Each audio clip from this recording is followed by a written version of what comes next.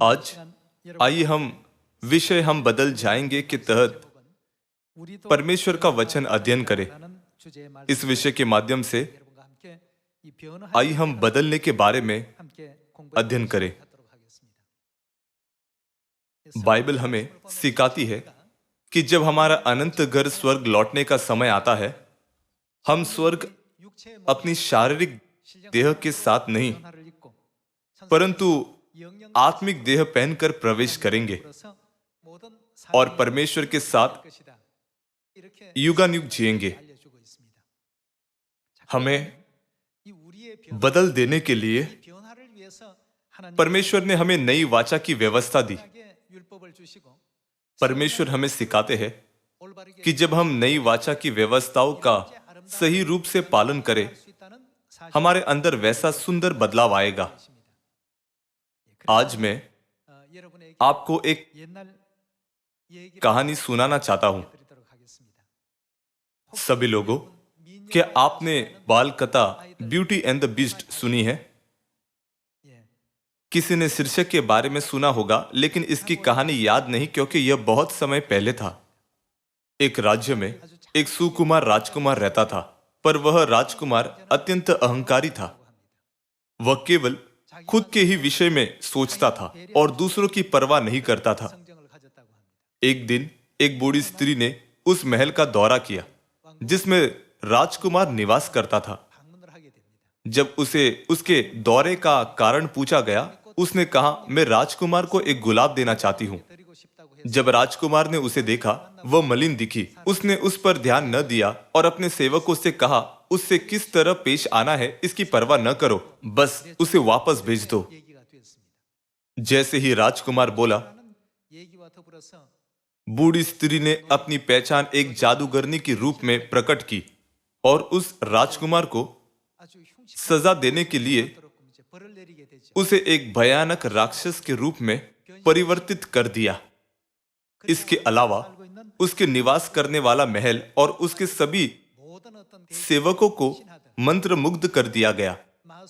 घरेलू वस्तुएं भी बदल गई। उन सबों का स्वरूप बदल गया। राजकुमार का स्वरूप एक भयानक राक्षस का सा हो गया। उसके सहायकों में से एक चायदानी में बदल गया और दूसरा एक घड़ी में। इस तरह प्रत्येक ने अपना मूल स्वरूप खो दिया। मंत्रमुग्ध कर देने के बाद जादूगरनी ने कहा, तुम्हें ऐसा व्यक्ति खोजना नहीं चाहिए जो तुम्हें एक राजकुमार होने के कारण प्रसन्न करता हो, परंतु इस गुलाब का आखिरी पत्ता झड़ जाने से पहले ऐसा कोई जो तुमसे एक निष्कपट और शुद्ध मन से प्रेम रखता हो, तब तुम्हारा मूल स्वरूप तुम्हें पूर्ण प्राप्त होगा। उसने उसे बताया कि जादू कैसे हटाए, परंतु उसके भयानक स्वरूप के कारण उसका ईमानदारी से आदर करने वाला कोई न था। इस बीच एक बैल नाम की स्त्री राजकुमार से मिलने महल में आई। शुरुआत में राक्षस चिल्ला रहा था और थोड़ा भयभीत था, इसलिए उसने उसके साथ भोजन नहीं किया और उसके भयानक स्वरूप के कारण उससे दूर भाग गई। परंतु जैसे जैसे उसने बैल के साथ अधिक समय बिताया, वे एक दूसरे से परिचित होने लगे। विशेष रूप से जब राक्षस ने खतरे में बैल का जीवन बचाया, वे एक दूसरे के बीच घनिष्ठ संबंध रखने लगे। उस पल से उसे एहसास होने लगा कि उसके स्वरूप के बावजूद भी राक्षस में एक सुंदर मन है और वे एक दूसरे के प्रति अच्छी भावना रखने लगे। आखिरकार राक्षस की मृत्यु होने पर थी। बैल ने कहा, मुझे मत छोड़ो। जब उसने राक्षस के प्रति आंसुओं के साथ निष्कपट प्रेम व्यक्त किया, तब गर्जन हुआ। और बिजली चमकी और राक्षस से मंत्र हट गया। उसे एक राजकुमार के रूप में अपना मूल स्वरूप वापस मिल गया। वाकई में घड़ी, चायदानी और राजमहल में सभी वस्तुएं भी जो मंत्र मुग्ध कर दी गई थी अपने मूल स्वरूप में बदल गई। उसी प्रकार से हम इस पृथ्वी पर पाप का वस्त्र शरीर पहने हुए हैं, परंतु हम अपना मूल स्वभाव और स्वरूप की पूर्ण प्राप्ति करते हुए बदल जाएंगे। यद्यपि यह संसार से एक बच्चों की कहानी है, ऐसा प्रतीत होता है कि यह बाइबल समझने में हमारी सहायता करती है। आखिरकार राक्षस अपने एक सुकुमार राजकुमार के स्वरूप में बदल गया। पहले वह अहंकारी और स्वार्थी था और उसने कभी भी अपने लोगों के दुख और दर्द को नहीं समझा और नहीं परवाह की, परंतु उसका मन बदल गया और वह अपने महिमामय स्वरूप में बदल गया। यह कहानी बच्चों के लिए है, परंतु कहानी में संदेश हमें यह सोचने देता है कि जिस दिन परमेश्वर हमें बदल देंगे, क्या हम राजकुमार के सदृश न होंगे? बाइबल हमें इस तथ्य को लेकर जगाती है कि हमारे स्वर्गीय स्वभाव और स्वरूप को हम पूर्ण प्राप्त करेंगे, जो एक समय स्वर्ग के राज्य में हमारे पास थे। ऐसा ही हो जाने के लिए एक चीज जिसे हमें करनी चाहिए वह है परमेश्वर की व्यवस्था और आज्ञाएं वफादारी से मानना। परमेश्वर की आज्ञाओं में आत्मिक तत्व है जो हमें बदल देते हैं। हम आसानी से सोच सकते हैं कि विश्राम दिन 7वां दिन शनिवार है, इसलिए हमें शनिवार को आराधना करनी चाहिए, क्योंकि यह बाइबल की एक विधि है। परंतु हमें भूलना नहीं चाहिए कि परमेश्वर ने अपनी व्यवस्था में हमें बदल देने के लिए आवश्यक तत्व रखे हैं। आइए हम प्रथम थिस्सलुनीकियों अध्याय 4 आयत 14 पर एक नजर डालें। क्योंकि यदि हम विश्वास करते हैं कि यीशु मरा और जी भी उठा, तो वैसे ही परमेश्वर उन्हें भी जो यीशु में सो गए हैं उसी के साथ ले आएगा।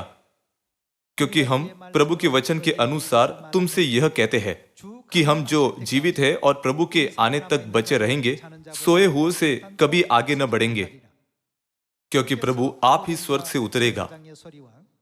उस समय ललकार और प्रधान दूत का शब्द सुनाई देगा और परमेश्वर की तुरही फूंकी जाएगी, और जो मसीह में मरे हैं वे पहले जी उठेंगे। तब हम जो जीवित और बचे रहेंगे उनके साथ बादलों पर उठा लिए जाएंगे कि हवा में प्रभु से मिले, और इसी रीति से हम सदा प्रभु के साथ रहेंगे। इस प्रकार इन बातों से एक दूसरे को शांति दिया करो। बाइबल भविष्यवाणी करती है कि उस महिमामय दिन में परमेश्वर आप ही ललकार और प्रधान दूत की आवाज और परमेश्वर की तुरही के साथ आएंगे। हम परमेश्वर से बादलों पर उठाए जाकर हवा में मिलने की महिमा और अनुग्रह पाएंगे। इसके विषय में आइए हम प्रथम कुरिन्थियों अध्याय 15 आयत 50 पर एक नजर डालें। हे भाइयों, मैं यह कहता हूं कि मांस और लहू परमेश्वर के राज्य के अधिकारी नहीं हो सकते, और न नाशवान अविनाशी का अधिकारी हो सकता है। देखो, मैं तुमसे भेद की बात कहता हूं, हम सब नहीं सोएंगे, परंतु सब बदल जाएंगे। और यह क्षण भर में पलक मारते ही अंतिम तुरही फूंकी जाने पर क्षण भर में क्या होगा? हम बदल जाएंगे। यह क्षण भर में पलक मारते ही अंतिम तुरही फूंकते ही होगा, क्योंकि तुरही फूंकी जाएगी और मुर्दे अविनाशी दशा में उठाए जाएंगे और हम बदल जाएंगे। आइए हम आयत 53 में देखें कि कैसे बदलाव होंगे। क्योंकि अवश्य है कि यह नाशवान देह अविनाश को पहन ले और यह मरणहार देह अमरता को पहन ले। और जब यह नाशवान अविनाश को पहन लेगा और यह मरणहार अमरता को पहन लेगा, तब वह वचन जो लिखा है पूरा हो जाएगा। जय ने मृत्यु को निगल लिया। हे मृत्यु, तेरी जय कहाँ रही? हे मृत्यु, तेरा ढंग कहाँ रहा?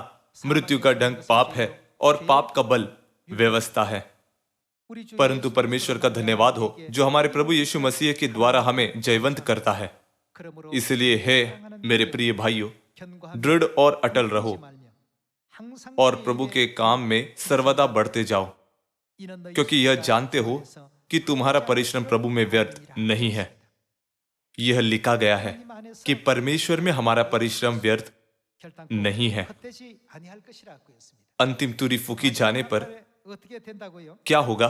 क्षण भर में, पलक मारते ही हम बदल जाएंगे। यह मरणहार देह अमरता को पहन लेगी और एक अविनाशी देह में बदल जाएगी। हम अपने मूल स्वरूप को पूर्ण प्राप्त करेंगे। ब्यूटी एंड द बीस्ट के विषय में बहुत सी फिल्में हैं और इसकी कहानी लोगों में प्रचलित है। कहानी का महत्वपूर्ण भाग है कि राजकुमार अत्यंत सुकुमार था और एक शानदार महल में निवास करता था, लेकिन उसका हृदय अहंकार से परिपूर्ण था और वह मतलबी था और उसके पास बुरा चरित्र था। चूंकि उसने एक राक्षस का स्वरूप पहना, लोगों ने उसका इनकार किया और उसे अनदेखा किया। जब उसने लोगों से एक साथ कुछ करने के लिए संपर्क किया तो वे डर गए और उसके आसपास रहना नहीं चाहते थे। इससे राजकुमार को बहुत से एहसास प्राप्त हुए। जैसे जादूगरनी ने कहा था, जब उसे किसी से जो उसका मन समझता था निष्कपट प्रेम मिला, वह अपने मूल स्वरूप में लौट गया। मुझे विश्वास है यह प्रक्रिया ब्यूटी एंड द बीस्ट का सबसे महत्वपूर्ण भाग है। अब हमें बाइबल सिखाती है कि हम मूल रूप से स्वर्ग के राज्य में राजकुमार और राजकुमारियां थे, है ना? परंतु हमारे पाप के कारण से हमें शरीर पहनकर इस पृथ्वी पर जीना पड़ा। चाहे हम अपने स्वरूप को पसंद करें या ना, यदि हम अपनी धार्मिकता को जारी न रखें तो राक्षस के समान हमारे जीवन का अंत सदा सर्वदा के लिए होगा। परंतु यदि परमेश्वर नई वाचा के सत्य के द्वारा हमारे सभी पापों की क्षमा करे, हम अपने मूल स्वरूप में बदल जाएंगे, है ना? इसके विषय में प्रथम कुरिन्थियों अध्याय 15 में लिखा गया है, हम सब बदल जाएंगे और ये क्षण भर में पलक मारते ही अंतिम तुरही फूकते ही होगा। उस समय हम स्वर्ग के राज्य को विरासत में पाएंगे। आयत 52, क्योंकि तुरही फूकी जाएगी और मुर्दे अविनाशी दशा में उठाए जाएंगे और हम बदल जाएंगे। सभी लोगों, हम सभी जल्द ही रूपांतरण के पल से गुजरना चाहते हैं, है ना? हम कह सकते हैं अब सभी मानव जाति राक्षस का नकाब पहनी हुई है। तब हम कैसे राक्षस का नकाब उतार सकते हैं? उसके लिए हमें नए मनुष्यत्व को पहनने की आवश्यकता है। आइए हम उस हिस्से को देखें जहां परमेश्वर हमें पुराना मनुष्यत्व निकालकर नए मनुष्यत्व में बदलना सिखाते हैं। आइए हम कुलुस्सियों अध्याय 3 आयत 5 में जाए। इसलिए अपने उन अंगों को मार डालो जो पृथ्वी पर है, अर्थात व्यभिचार, अशुद्धता, दुष्कामना, बुरी लालसा और लोभ को जो मूर्ति पूजा के बराबर है। इन्हीं के कारण परमेश्वर का प्रकोप आज्ञा न मानने वालों पर पड़ता है। और तुम भी जब इन बुराइयों में जीवन बिताते थे तो इन्हीं के अनुसार चलते थे। पर अब तुम भी इन सबको अर्थात क्रोध, रोष, बैर भाव, निंदा और मुंह से गालियां बकना, ये सब बातें छोड़ दो। एक दूसरे से झूठ मत बोलो, क्योंकि तुमने पुराने मनुष्यत्व को उसके कामों समेत उतार डाला है और नए मनुष्यत्व को पहन लिया है। जो अपने सृजनार के स्वरूप के अनुसार ज्ञान प्राप्त करने के लिए नया बनता जाता है। यहाँ यह कहा गया है, इसलिए अपने उन अंगों को मार डालो जो पृथ्वी पर है। परमेश्वर ने हमसे सांसारिक आत्मा और हमारी शारीरिक अभिलाषा से निकलने वाली अनुचित मानसिकता से छुटकारा पाने को कहा है। उन्होंने हमें पुराने मनुष्यत्व को उसके कामों समेत उतार डालना और नए मनुष्यत्व को पहनना सिखाया है। इसका अर्थ है कि हमें राक्षस का नकाब उतारना चाहिए और अपने मूल स्वरूप में बदलना चाहिए, है ना? आइए हम सभी इसे बिना चुके पूरा करें। आइए हम इफिसियों अध्याय 4 आयत 19 पर एक नजर डालें। और वे सुन होकर लुचपन में लग गए हैं कि सब प्रकार के गंदे काम लालसा से किया करे, पर तुमने मसीह की ऐसी शिक्षा नहीं पाई, वरन तुमने सचमुच उसकी सुनी और जैसा यीशु में सत्य है उसी में सिखाए भी गए कि तुम पिछले चाल चलन के पुराने मनुष्यत्व को, जो भरमाने वाली अभिलाषाओं के अनुसार भ्रष्ट होता जाता है, क्या करो? उतार डालो और अपने मन के आत्मिक स्वभाव में नए बनते जाओ और नए मनुष्यत्व को पहन लो, जो परमेश्वर के अनुरूप सत्य की धार्मिकता और पवित्रता में सृजा गया है। बाइबल हमें सांसारिक अभिलाषाओं के द्वारा भ्रष्ट हुए पुराने मनुष्यत्व को उतारना और स्वर्ग की व्यवस्थाओं का, जिनका परमेश्वर ने हमें पालन करने को कहा है, लगातार पालन करना सिखाती है, ताकि हम अपने मूल स्वर्गीय स्वरूप में लौट सके। वह व्यवस्था क्या है जो परमेश्वर ने वैसी चीजों को संभव होने देने के लिए हमें दी है? वह नई वाचा की व्यवस्था है। आइए हम यूहन्ना अध्याय 6 देखें। जब हम निष्ठापूर्वक नई वाचा की व्यवस्थाओं का पालन करें, हम में सुंदर बदलाव होंगे। यूहन्ना अध्याय 6 आयत 53। यीशु ने उनसे कहा, मैं तुमसे सच सच कहता हूं कि जब तक तुम मनुष्य के पुत्र का मांस न खाओ और उसका लहू न पियो, तुम में जीवन नहीं। यद्यपि एक व्यक्ति चलता हुआ या फिर ऐसा दिखे कि वह कुछ कार्य कर रहा हो, परमेश्वर द्वारा कहा गया अनंत जीवन उसमें नहीं है। आयत 54। जो मेरा मांस खाता और मेरा लहू पीता है, अनंत जीवन उसी का है और मैं उसे अंतिम दिन फिर जिला उठाऊंगा, क्योंकि मेरा मांस वास्तव में खाने की वस्तु है और मेरा लहू वास्तव में पीने की वस्तु है। जो मेरा मांस खाता और मेरा लहू पीता है, वह मुझ में स्थिर बना रहता है और मैं उसमें। हमें परमेश्वर से पूर्णता एक होने की जरूरत है, ताकि परमेश्वर के विचार हमारे विचार बन सके और परमेश्वर की इच्छा हमारी इच्छा बन सके। हमें निरंतर इन बदलावों को हमारे अंदर उत्पन्न होने देना चाहिए। जब हम नई वाचा की व्यवस्थाओं को रख चुके होंगे और नई वाचा में छिपा परमेश्वर का पवित्र प्रेम सही रूप से समझ चुके होंगे, तब ही संसार के लोग मसीह की महिमा और आदर करेंगे। उस समय सिय्योन की प्रिय संतानों को भी यह कहते हुए अपने परमेश्वर के कार्य को पूरा करने के लिए एक महान काम किया, महिमा और आदर देंगे। ब्यूटी एंड द बीस्ट की कहानी में सत्य से संबंधित बहुत से तथ्य हैं। अपने मूल रूप की पूर्ण प्राप्ति के लिए राजकुमार को अपने अहंकार और स्वार्थ को फेंकना पड़ा। केवल जब वह वैसी चीजों को फेंकता है, वह लोगों से प्रेम पा सकता है, और जब वह प्रेम पाता है, वह अपने मूल स्वरूप में लौट सकता है।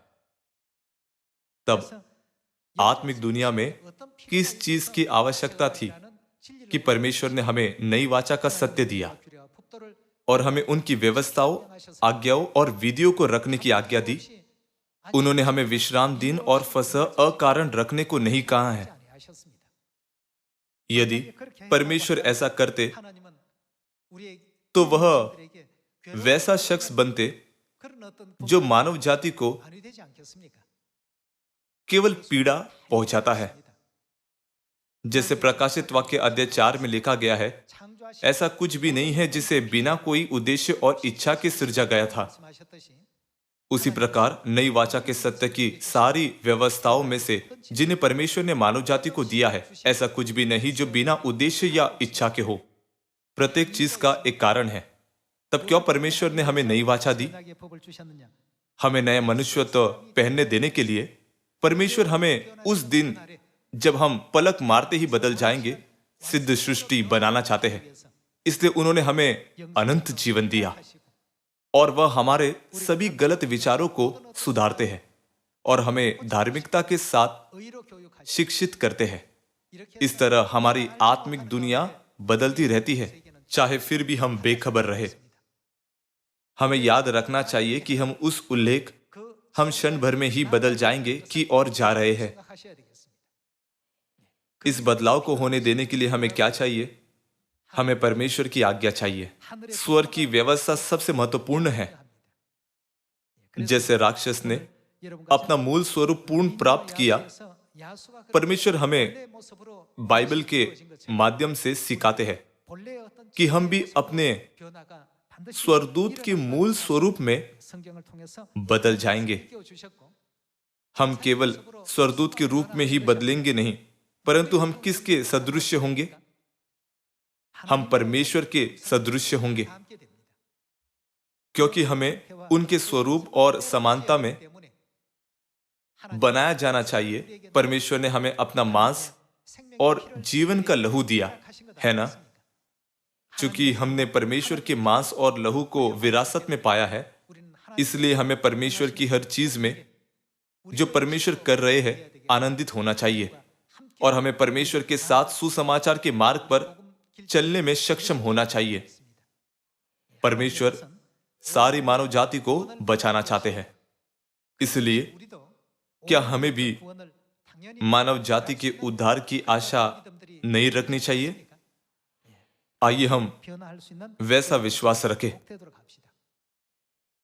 पिछले समय में सांसारिक चीजों में लिप्त होने का हमारा स्वार्थी जीवन दूर फेंकते हुए आइए हम परमेश्वर की पवित्र शिक्षा अनुसार जिए और बिना चूके नया मनुष्यत्व पहने। तब हम स्वर्गीय संतान बन सकेंगे जो स्वर्ग के राज्य में समृद्ध स्वागत पा सकती है ना? आइए हम एक और चीज पर नजर डालें जो परमेश्वर चाहते हैं कि हम करें।